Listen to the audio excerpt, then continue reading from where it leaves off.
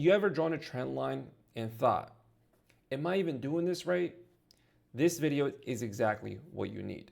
I'm going to break it down step by step, super simple. Even if you're totally new, you will know exactly how to draw trend lines that is reliable, and you will stop second guessing yourself. So stick around, because once you see this, you will know exactly what these charts mean. Okay, let's get to it. How to draw trend lines. A trend line is simply a line that connects two or more clear points on a chart.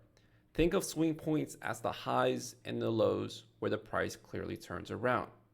So let's just say that the market was going up like this, and we're going to read and see how can we draw those trend lines. So this is an uptrend, this is a downtrend, and this is a range. Okay, that's simple. So here's what matters. You need at least 2 points to connect, or it could be more, right? Just like what we read up here. The level should be obvious. If you have to force the line, it's probably not valid, right? So the trend lines doesn't have to be perfect, but as long as you can tell what are the swing points, and if you can draw clear trend lines on it, that's cool, right? That's fine. Stick to higher time frames like the 4-hour or the daily chart. These make the most reliable and easy to see trend lines. So all this you're saying is that just to start, just to practice, is go in the higher time frames like a 4-hour, daily, weekly, monthly, and you can draw those trend lines because it's much more easy to see, right? So we have 3 types of trends, or 3 types of market movements right here. So the first one is an uptrend, the second one is a downtrend, and the third one is when the market is just looking choppy and it's just consolidating. So look at this. We go on the left-hand side over here. This is the trend line right here. And on this uptrend, we want to connect 1, 2, 3, or maybe even 4 points, right? So let's do this. We want to grab the swing points from the tops and the bottoms. So look at this. We grab it from here. We connect this one. We connect this one. We connect this one. And we connect this one. That is a trend line. That's the bottom. And now at the top, this is the top swing points. We grab from this top, high, high, and high. There you go. We have successfully added trend lines in a uptrending channel. So now the second one, in a downtrend, let's draw the trend lines. So from here to here to here to here. There you go. We connected the dots. So we slapped on a trend line on these tops. So now the bottoms.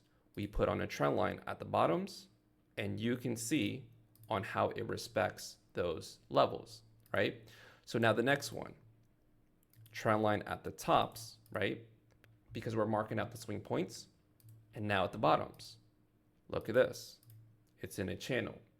So here's what matters. Again, you need at least 2 points to connect or more. The level should be obvious. If you have to force the line, it's probably not valid. Stick to the higher time frames like a 4-hour or daily. Okay, so what I want you to do, like a quick exercise, is go in the higher time frames like Bitcoin, or it can be your favorite stock. It can be Apple, the S&P, Nvidia, whatever it is, and practice just like this. So now let's do this on a chart. Okay, so we have Bitcoin pulled up. This is a daily time frame. You can check on the top left-hand side. It's a daily time frame. So now look at this. We are on the bigger picture. This gives us a better understanding. How does the market look like within the last 6, 12, or 24 months? So if we look at this on the left-hand side, all we're trying to do is slap on trend lines, either at the top or the bottoms, whatever it is. But we can all say from this top to this bottom, it's clearly in a downtrend. So let's slap on a trend line. So we want to connect the tops and the bottoms, which is called the swing points. So let's do this. We can start from the tops, which is, let's just say at the time was all-time highs, and let's connect the dots, right? Because again, it's in a downtrend. Here, here, here. But again, we're trying to do our best to connect the dots. And there you go. We just successfully slapped on a top trend line. So now let's do the bottom. Grab over here. Let's do it from here. We're trying to connect all the dots of those bottom candlesticks of the wicks. And there you go. Boom. This is a successful trend line, and you can see on how it was in a downtrend channel, and when it broke above, look at this, went a crazy move. So now let's do an example of an uptrend. So look at this. Now that we have this downtrend in a downtrend channel, now look at this. Let's grab from this bottom, which is the all-time lows. Let's grab it from here, and let's do our best to connect the dots. So there you go.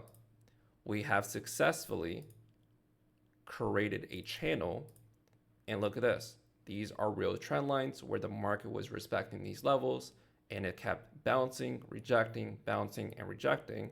But those are buying or selling opportunities that you can place on a chart.